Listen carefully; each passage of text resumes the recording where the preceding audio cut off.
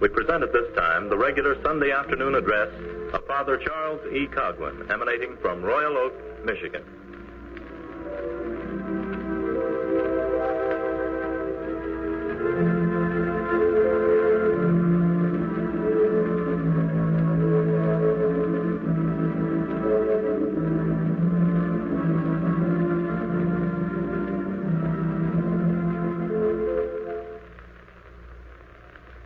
Ladies and gentlemen, in a few moments, Father Coughlin will address you, continuing with the theme he introduced last Sunday, the theme of strict neutrality with no cash or carry.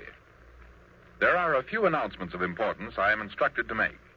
First, many telegrams come to Father Coughlin, or have come to Father Coughlin this past week and today, announcing that groups in various cities are preparing mammoth mass meetings to protest against lifting the embargo. For example, in St. Louis, there's scheduled a mass meeting at the University Gymnasium for the evening of Thursday of this week. Dr. Edward Lodge Curran will address it. Practically every city is planning similar meetings this week and next week. Second, a period of prayer for peace, lasting 9 days, will be conducted at the Shrine of the Little Flower beginning 1 week from tomorrow. Thousands living everywhere will join in this, and hundreds of other churches throughout the nation will conduct similar novenas. You are invited to cooperate in this spiritual undertaking. And third, those of you planning to proceed peacefully to Washington should act in groups. Rent buses or trailers and bring your own provisions. If the peaceful citizens of America lose this fight in Washington, they will participate in the fight in Europe. Fourth, any help that Father Coughlin can render to any groups in planning their protest meetings will be gladly accorded. And now, ladies and gentlemen, Father Coughlin will address you on the subject which engages the attention of all. Father Coughlin. Ladies and gentlemen and friends, this week Congress will convene in special session. This week, the people of the United States, through their representatives, will enter upon a debate which will result in peace or war. Before discussing the cash and carry clause, which to my mind is the first step inevitably terminating in the last step of our entrance into war, let me ask you some pertinent questions. They are questions which should be of interest to every congressman. Questions which should be of vital interest to those of us who will mold the cannon, man the guns, bare our breasts to the shrapnel, pay the debts, and shed the tears, which will follow if the proposed neutrality bill with all its consequences passes. Thus I ask you, will we support a cash and carry program which intelligence students know must develop into a credit and carry program? Will we give to the President the power to determine who is our enemy and who is our friend? A power now vested in Congress. Will we practically abandon the Constitution, holding only theoretically to its clauses, and establish in its stead a dictatorial form of government? Will we, who for more than 6 years have been mired in a man-made depression, will we seek a fictitious prosperity founded upon war and surrender all hope of a genuine prosperity founded upon peace? Will we say farewell to George Washington's national policy of no foreign entanglements and acclaim Mr. Roosevelt's international policy of meddling in European power politics? Will we forget the course of events which led us into the last World War? Promises to keep us out of it. Pressure of propaganda to get us into it. The sinking of the munition-laden British Lusitania on which Americans were traveling. Will we forget the extension of billions of dollars of credit to England and France by America, and the appeals made to the citizens to enlist in a righteous war to save these now defaulted debts under the pretext of saving the world for democracy and of fighting a war to end all war. Oh, will we erase from our memories the aftermath of the international bankers' carnival of corpses? Its millions of men who lost their lives, and its handful of usurers who gained their fortunes. Its birth of red and brown Bolshevism, its death of religious and political freedom, its army of veterans who tramped the sidewalks of our cities, seeking jobs where there were none. Oh, will we bandage our eyes to the treatment accorded these veterans, unmindful of their struggle to obtain a bonus, unmindful of the attitude which this present administration adopted towards them when Mr. Roosevelt vetoed the payment of the bonus?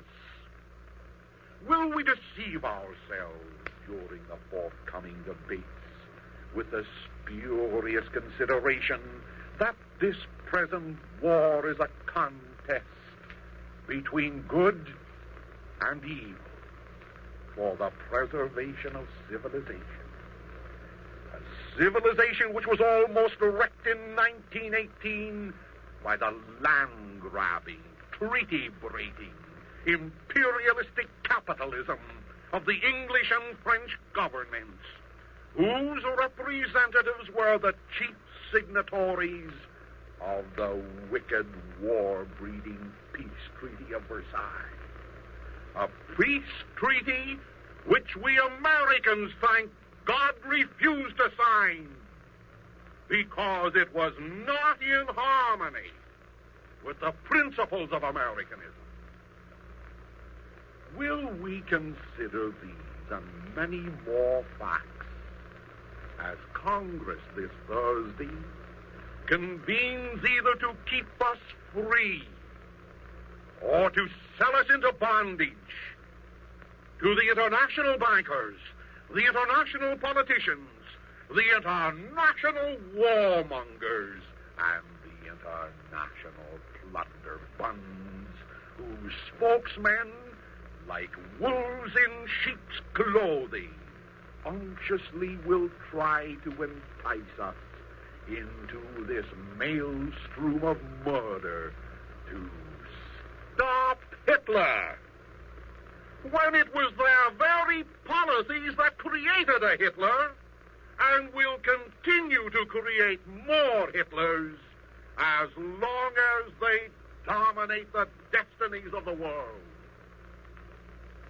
My fellow citizens, to my mind, the neutrality bill about to be proposed for adoption by the present administration will contain not only a cash and carry clause, but other clauses which will establish our chief executive as a virtual dictator. It will clothe him with powers to name the unjust aggressor in a war in which all the participants are unjust aggressors. It will establish him rights to determine almost every activity and policy related to foreign affairs and bestow upon him the power to regulate your every action. Now, it is my personal opinion, based on what has happened, that if we include a provision for cash and carry in a neutrality bill, we will have taken the first step which, as in 1914, inevitably will lead us into war with all its horrors. In reality, cash means credit. And credit, as you know, breeds carrion, C-A-R-R-I-O-N.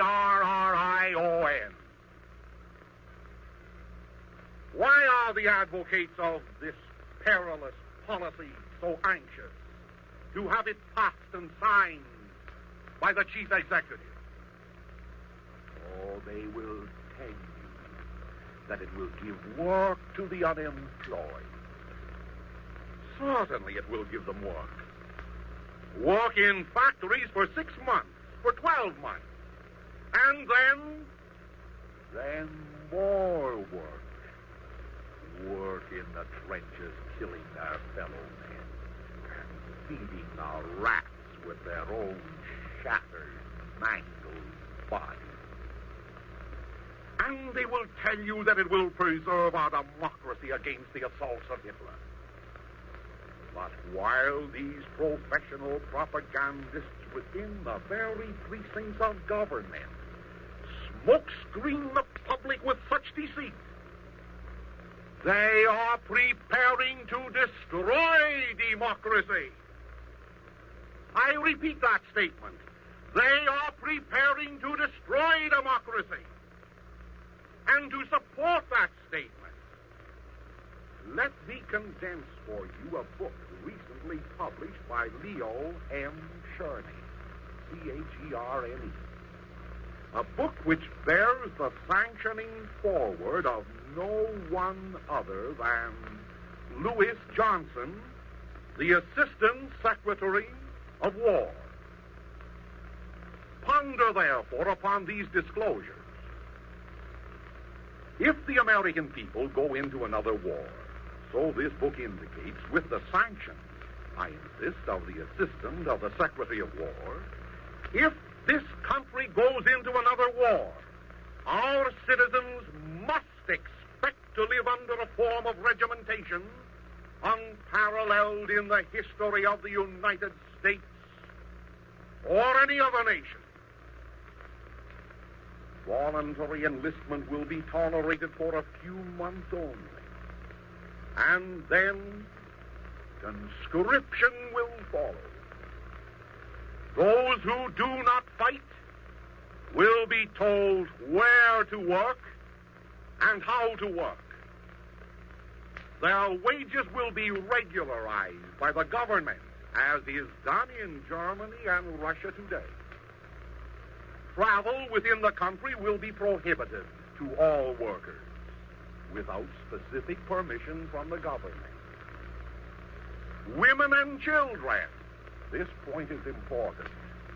Women and children will be put to work in the steel mills, in the munition factories, in shops and on farms, so that production essential for warfare will not suffer when their husbands, fathers, sweethearts, and sons will be regimented for cannon fodder. Prices will be set within certain specific limits under the guise of preventing war profits. And these prices may cover all goods, or may be confined to food, clothing, and shelter, and the essentials of life. This point is now being debated in Washington by the War Resources Board. All private financial transactions will fall under the microscopic scrutiny of the War Commissariat, who will forbid any transaction which they consider inimical to the national defense. Rents will be fixed both for the tenant and for the owner. Home builders probably will require the permission of the government to proceed with their project. The supply of electricity for homes may be limited or rationed, or cut out entirely. If the government decides that it needs power for defense purposes or for munition factories. Trips on motor buses, airplanes, and railroads will be subject to the decision of the Transportation Commissary and will depend on the demand for transporting men, munitions, and materials for the Army. My friends, these are not concoctions of my imagination. These are factual legislation, practically already devised by the War Resources Board, which go into action immediately as war is declared. Such, my fellow citizens, is the program prepared for us. A 10-point program that will be executed contingent on the passage of the cash and carry proposals, which to my mind will terminate in war. And such is the program outlined in a book that bears the benediction of the Assistant Secretary of War, Mr. Lewis Johnson. In a moment, I shall return to this subject of the disclosures fortunately made known to us in this book at this crucial moment. But first, permit me to indulge in some speculation. Granted that the cash and carry plan is successfully piloted through Congress by Mr. Bloom and the President supported, unquestionably our idle factories will resume operations. All of them, practically all of them, are geared now for military activity. Sealed and blueprinted orders already are in the vaults of the large industries, waiting for the ominous word from Washington to be executed.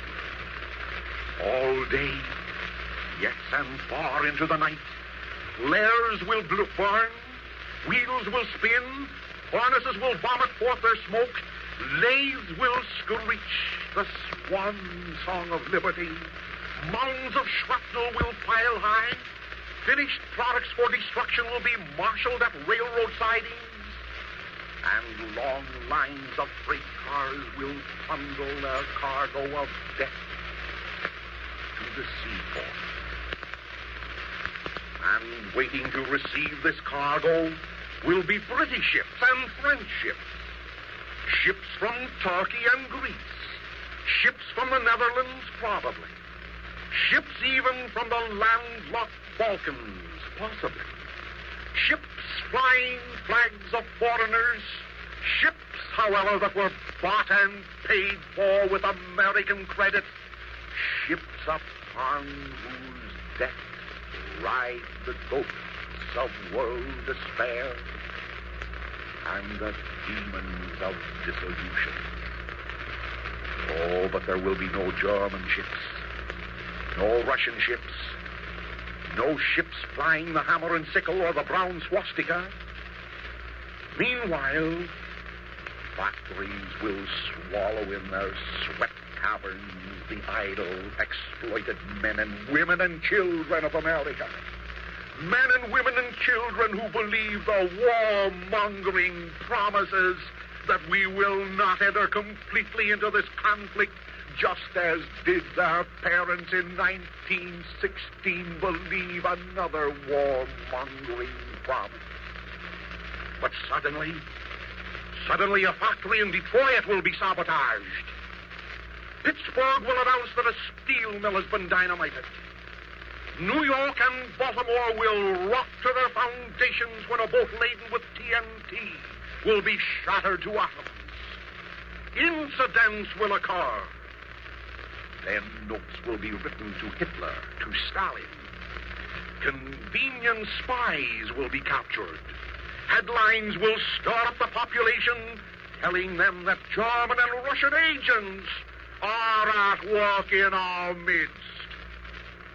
Then when all is in a frenzy, war will be declared. Church bells will ring, sirens will blow, bands will play, and your sons, your husbands, your fathers will march off to work,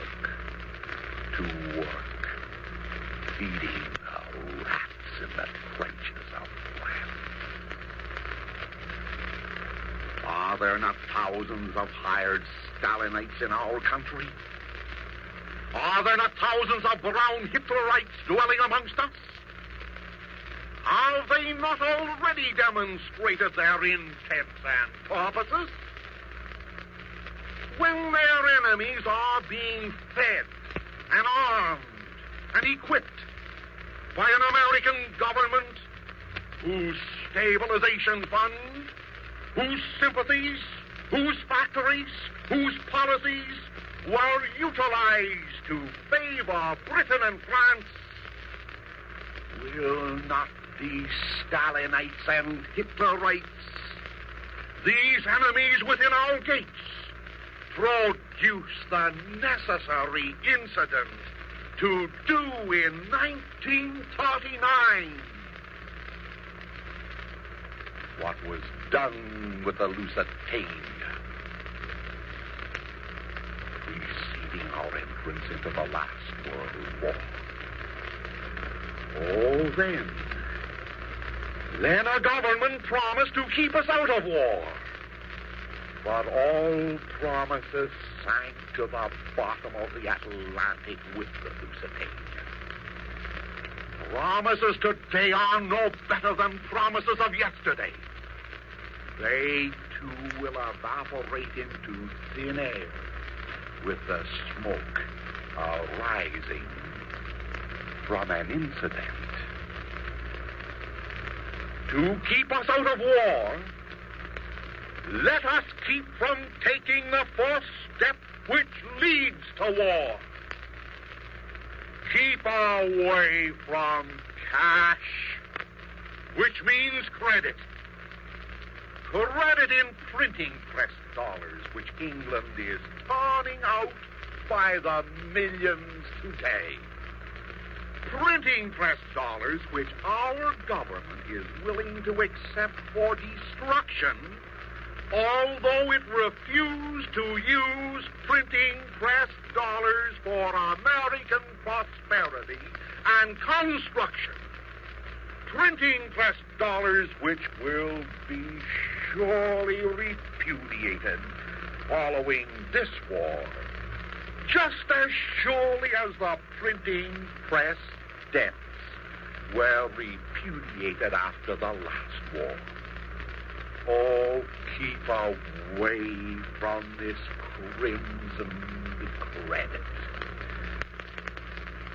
Those who are willing to accept it, yes, they're also willing to create an incident.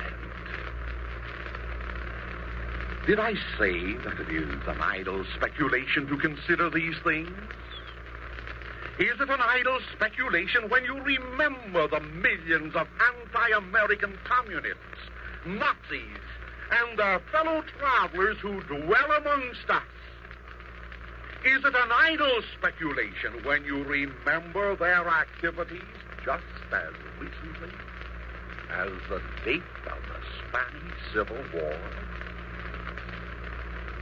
To prevent a war-making incident, therefore, from happening here, there is only one course to follow, and that is to prevent our factories, our ports, and our money from offering the enemies within our gates an opportunity to wreak their vengeance upon both a republican form of government and a code of liberties which these enemies do not love.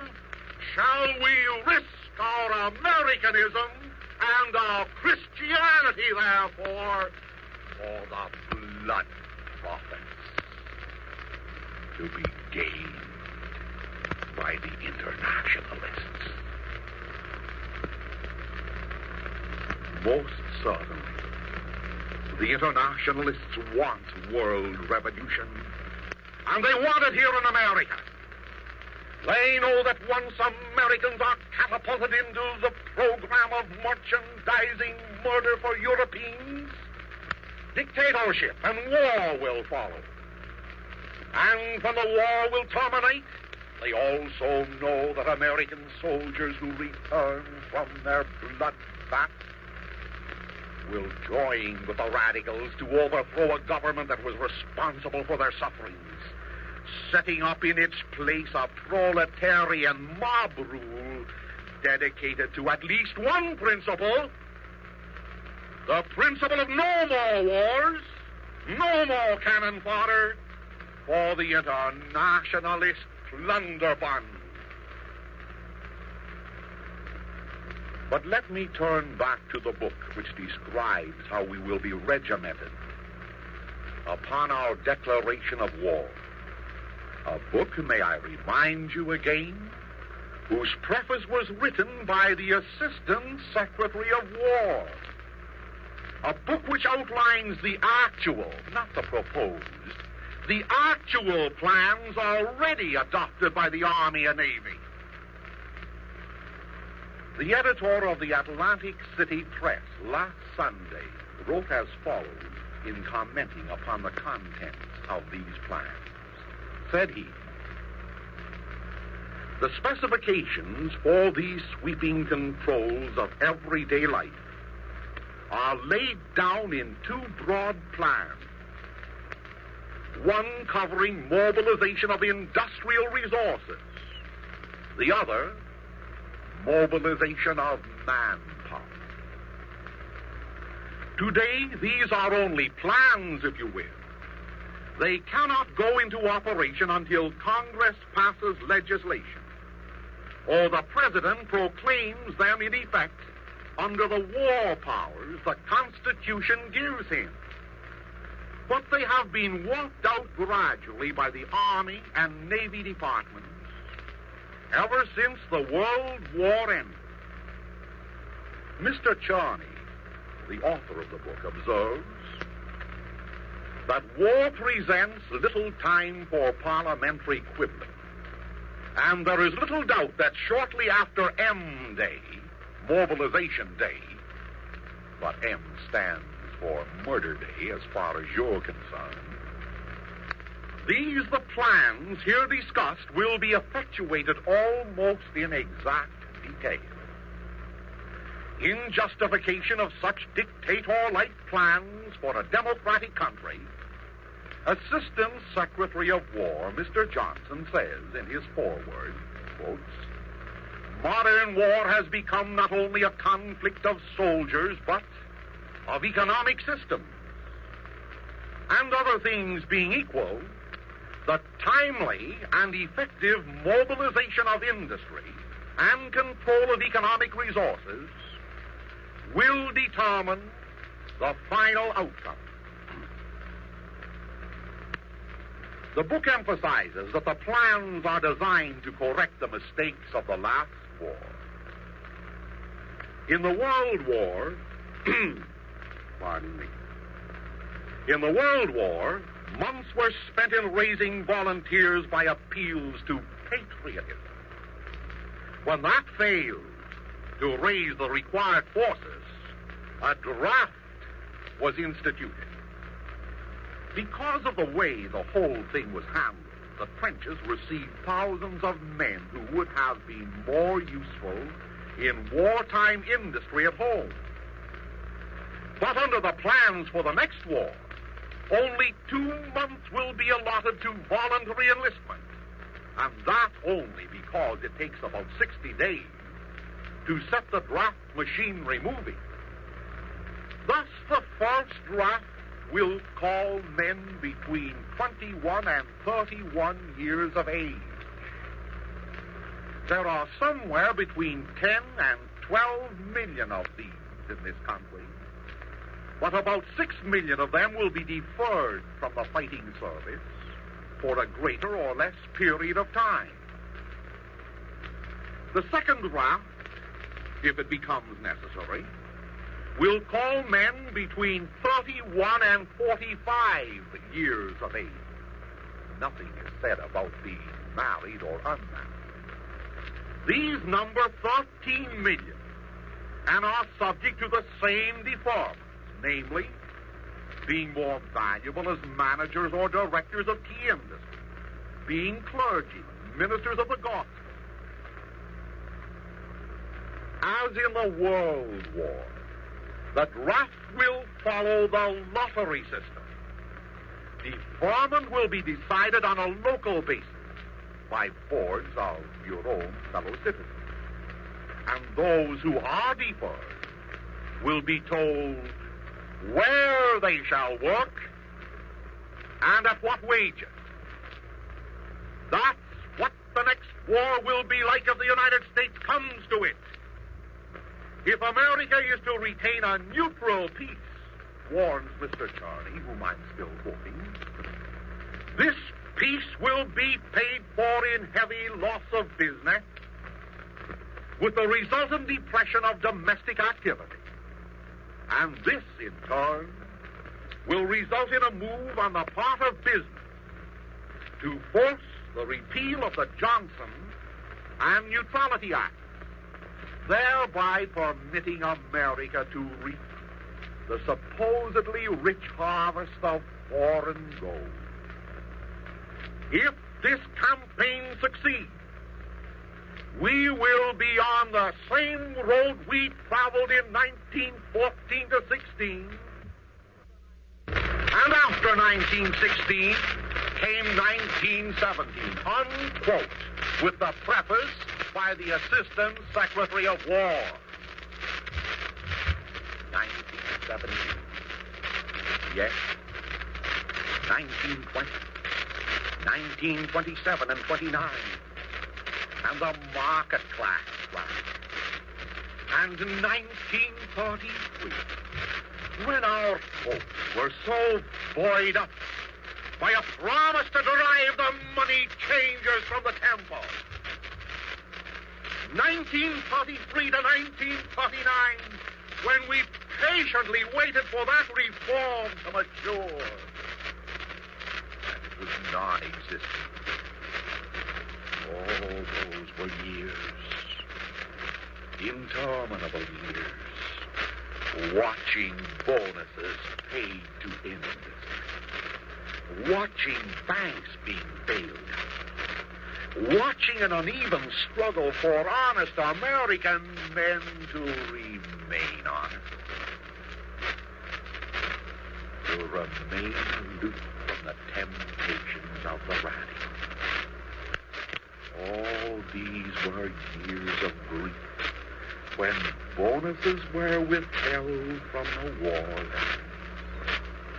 Years of poverty, when farms and homes were confiscated. Years that were perhaps carefully planned to condition the poor and the wearied into accepting this present sop from Satan. A war job. A job predicated on the spilling of our brothers' blood. Brothers whom the policies of wicked governments have turned at this moment into primeval beasts to sate the greed and the hate of the money changers abroad and their abettors here at home. Oh, must these years be duplicated? Must they be the forerunner of years more horrible?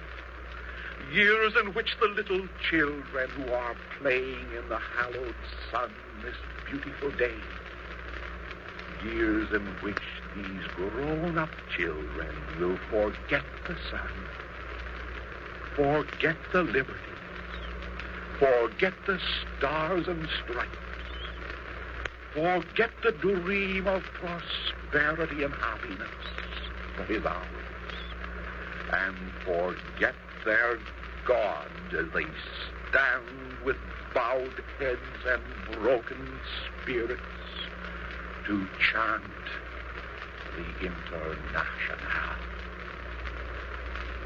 Oh, no, my fellow citizens, this must not be. There must be a resurrection. There must be a new Easter day for those of us who tasted the bitter vinegar of the last World War, whose hands were fixed to the tree of poverty by cruel nails of unemployment, and whose side was pierced by the lance of broken promises. Yes, I'm thinking of Christ as he hangs upon his cross. I'm thinking of Christ, the corpse. I'm thinking of Christ nailed to the cross and then sealed in his tomb. I'm thinking of the God-man who rose glorious from the dead to die no more. And friends, you and I, and all the faithful, are members of the mystical body of Christ. In one sense, our common mystical light should be patterned after the physical light, after the suffering of Jesus Christ. Oh, we have had it patterned after those sufferings almost long enough. Is it not time that our mystical life now be patterned after the physical life of Christ the Conqueror? Oh, in the past, we have been spied upon by the scribes and Pharisees, propagandists. We have been calumniated by the radicals. We have been betrayed by false leaders who sold us for 30 pieces of silver, the international bankers. We do have had our Gethsemane, our experience in Pilate's Hall, Versailles, our heavy cross to bear in our Calvary of 1917. Oh, we have been crucified between the thieves of greed and hate long enough. We've been buried in the tomb of despair. But the darkness of this present hour, when all seems lost, and when the thunder of cannon and the flash of bombs appear to be threatening the stability of the earth, I can see the dawn light of an Easter morn for the mystical body of Christ. Sursum corda. Lift up your hearts, therefore. Raise them high in this crucial moment to the God who has permitted you and me and all of us to suffer for a while, that we may conquer forever. Therefore, onward, onward, Christian soldiers. Away with all the fatalism of death and war. Away with all the morbid thoughts of despair. Away with that unchristian, un-American spirit that surrenders meekly to the new programs of cash and carry, of war, of destruction, of dissolution. Oh, God, our Father and Christ, our King, desiring that we retain our liberties, desiring that we remain free from the bondage prepared for us. God our Father and Christ our King want no part in any blood business, for they remind us that they who use the sword shall perish by it. And what will we do? What will we do? Will we be content to listen to these impotent words of mine and simply say, Amen? Or will you, my friends and fellow citizens, will you act? Will you act now for God and for country and for the preservation of the world?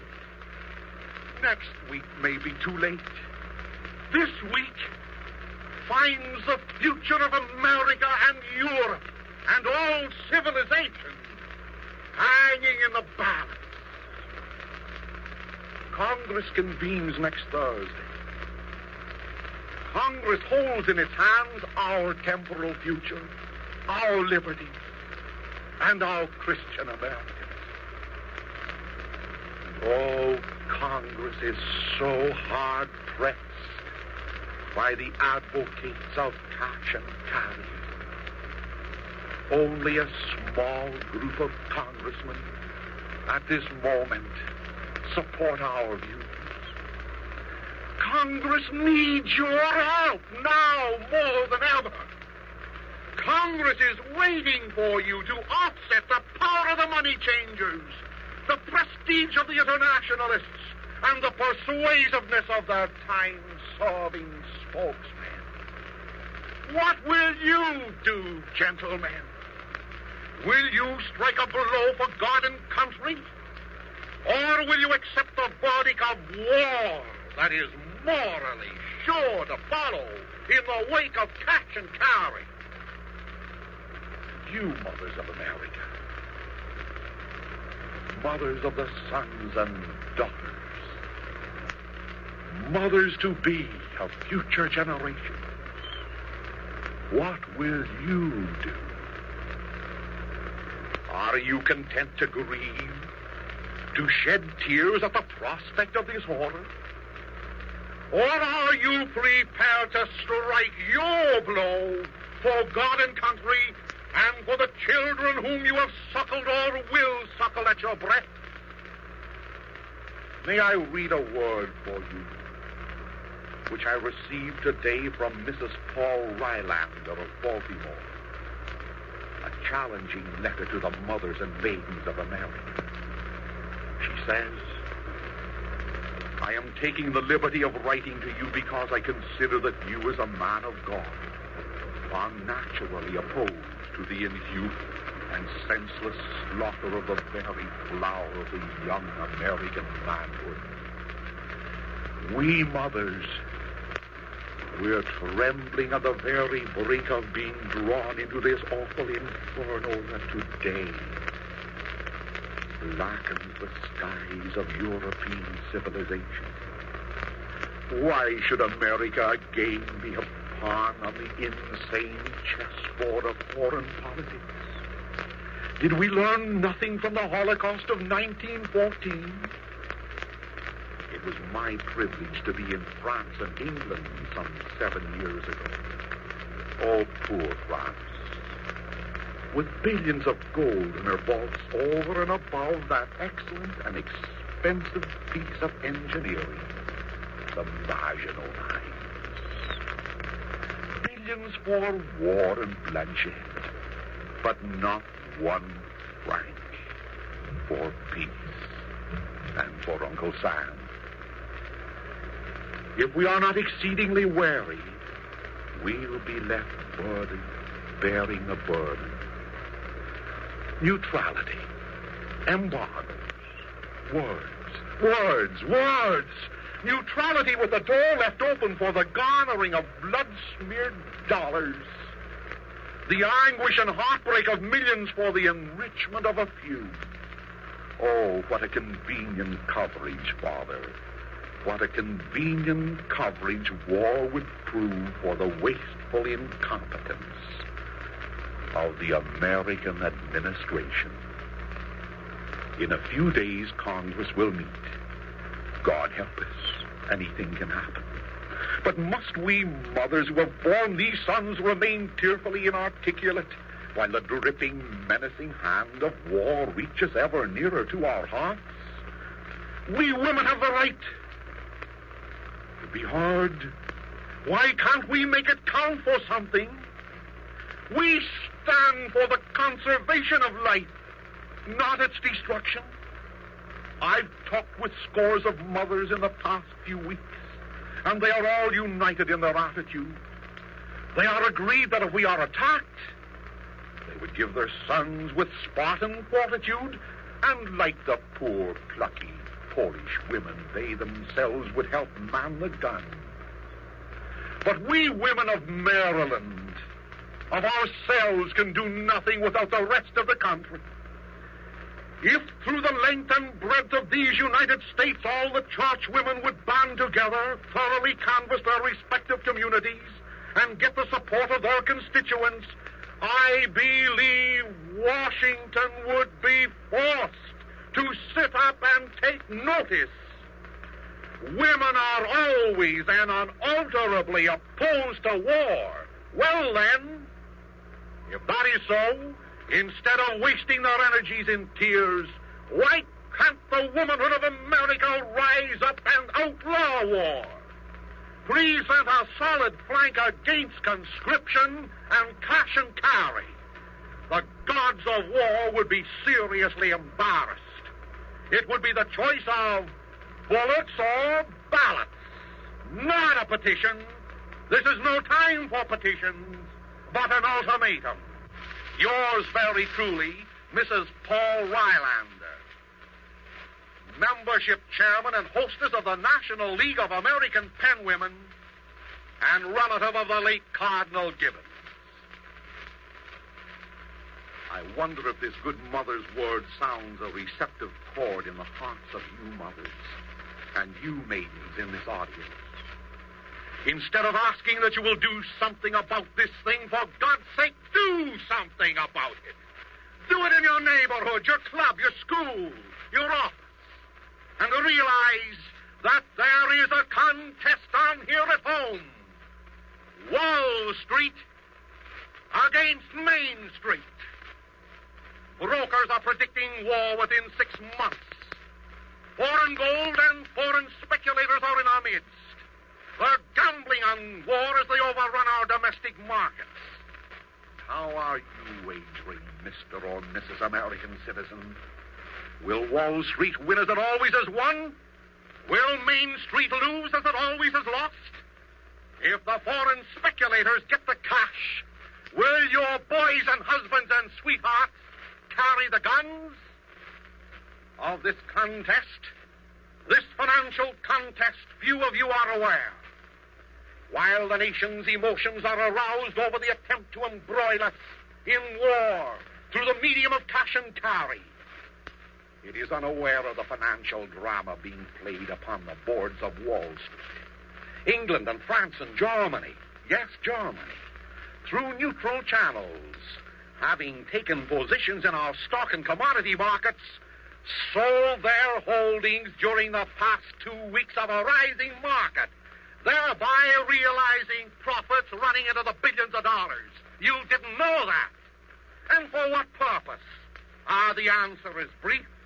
For the purpose of acquiring cash dollars, which can be converted into gold dollars by foreign banks, a transaction not permitted to Americans. And you ask why their desire to possess gold dollars. And that question is easily answered by the initiated. England, France, and Germany realized that with the fall of the British pound sterling, yes, it fell last week, the American dollar will suffer a similar fate in order to support our domestic speculators and to maintain parity in foreign trade. This means that with the profits made by these foreign countries, they will buy our gold at $35 an ounce and sell it back to us, possibly at $40 an ounce, as was done before, thereby gaining a second profit almost as much as the first. Mr. and Mrs. American citizen, Main Street already has started paying to Wall Street its first installment for the war. And this will not dawn upon you, Mrs. America, until you buy your groceries, your fuel, and your commodities at higher prices. In conclusion, permit me to read for you a portion of an editorial which I wrote for Social Justice this week. It goes as follows. American men and women, the Second World War has begun. For more than 2 weeks, European armies of slaughter and destruction have been marching over France, Germany, and Poland. For more than 2 weeks, 3 of the world's greatest powers have been engaged in the death struggle which is expected to put the finishing touches upon Western civilization. Can there not be an oasis in this world of bleeding humanity? Can there be a country strong enough to withstand the infection of war and dedicate itself to a strict policy of neutrality and peace? Positively, yes. The United States of America, guided by wise and prudent statesmanship, can effectively remain aloof from entangling alliances and be a mighty bulwark of Christianity and civilization. Already there are insidious forces at work, insidious forces that are attempting to drive America along the bloody trail of 1917. These forces are endeavoring to get us into war through the back door of a specious cash-and-carry program. As was explained in my radio address last Sunday, there is no valid cash-and-carry program. Already a War Resources Board has been established to act and act quickly when we're catapulted into war. Already government officials have abandoned hope of remaining out of this world war, else they would have set up a Peace Resources Board. Already the Reconstruction Finance Corporation is being geared to act as the government lending agency for the warmongers at home and abroad. Already Mr. Jesse Jones, the president of that corporation, has been taken into the cabinet. Already the president of the country has patterned his plan after the Wilsonian pattern, which started out by promising us isolation and ended by forcing us into intervention. Already Mr. Roosevelt has satirized the present Neutrality Act by calling it a so-called Neutrality Act. Already the propaganda machines are at work to condition our minds to sympathize with Great Britain and France, the 2 major land grabbers of all time. Already the Treasury Department under Mr. Morgenthau is arranging its affairs for war procedure. Already they who pull the strings which control money are engaged in upping prices on food supplies and raw materials to prepare you to pay for the next war. Already we are being told that there is scarcity in a land bulging with plenty. And inferentially, this is being blamed upon the wicked men abroad. Already millions of our people have discarded the advice of George Washington and fatalistically have adopted the plan of foreign entanglement. Already the profiteers of Wall Street, first cousin of the international profiteers living in every country of the world, are singing their songs of hate and are urging our citizenry to jeopardize their peace, their liberty, their religion, in order to enter a grudge war against one of the land grabbers of Europe. Already New York City looks like London or Paris or Berlin because Mayor LaGuardia has declared an emergency act to condition his constituents. And already Mr. Roosevelt, aping Mr. LaGuardia, has declared a preliminary emergency for the entire United States. Although we're thousands of miles away from the combatants who have no navy with which to attack us and no available transports to carry soldiers to our shores. Already we have heard it said by Mr. Roosevelt that our first line of defense is in France. Already the Federal Reserve Bank has appointed a fiscal agent to control American money during the next war. Already Congress has abandoned its right to regulate our money. Already millions upon millions of dollars worth of war material is being produced to send to Europe. Already we are better than halfway into the war trap. And what are you, American people, going to do about it? Wake up, fathers and mothers, sons and daughters of America. wake up to preserve our liberties and to safeguard our autonomy. Whether or not you're aware of it, the internationalists own us body and soul.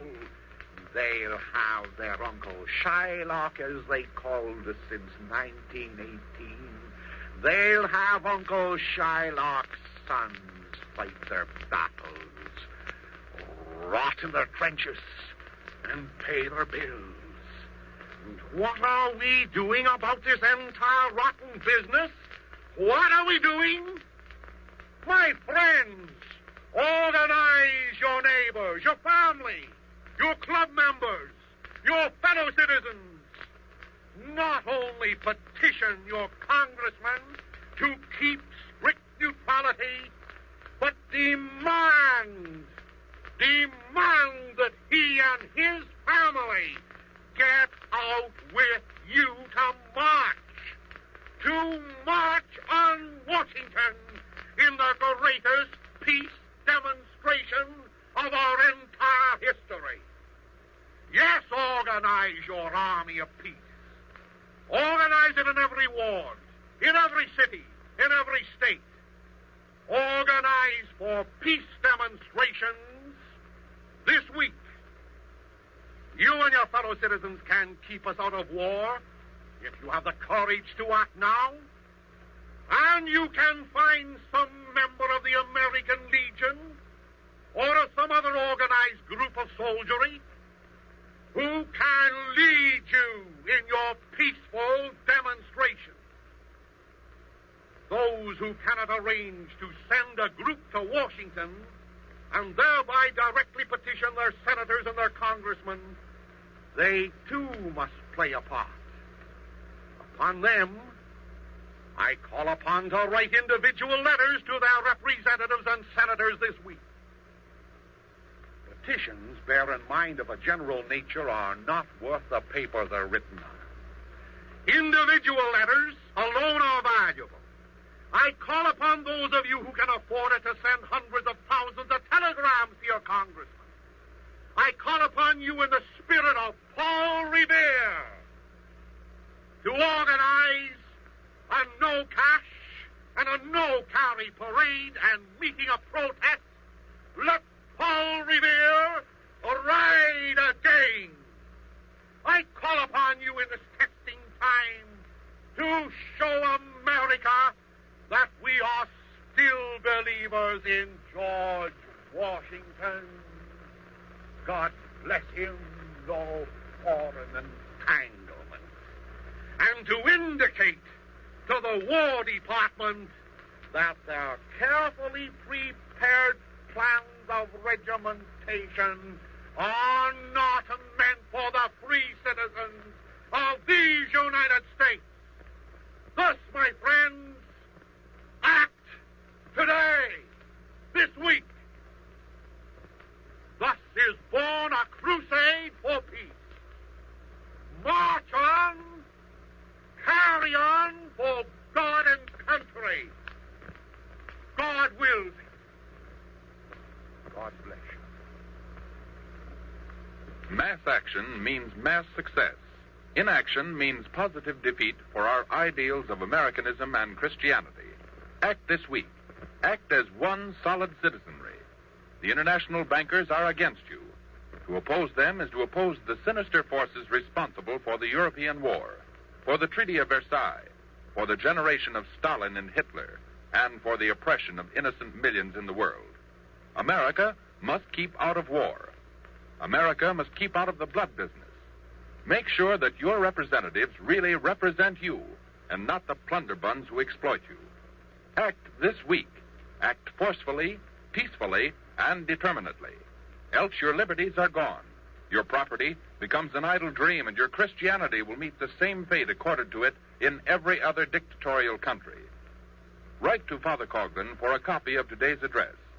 Encourage him to carry on in the name of God and country.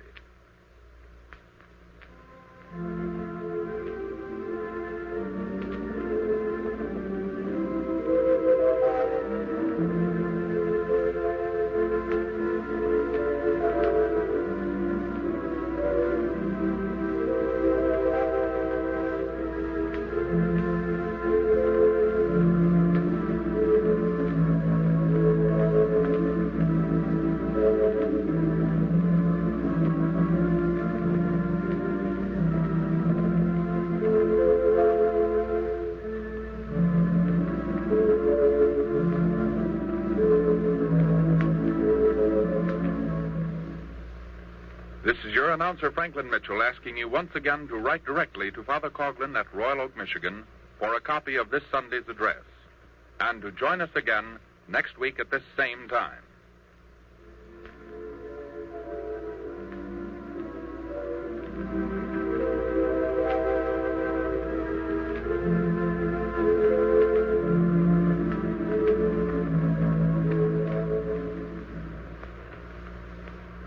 Ladies and gentlemen, we have presented the regular Sunday afternoon address of Father Charles E. Coughlin from Royal Oak, Michigan.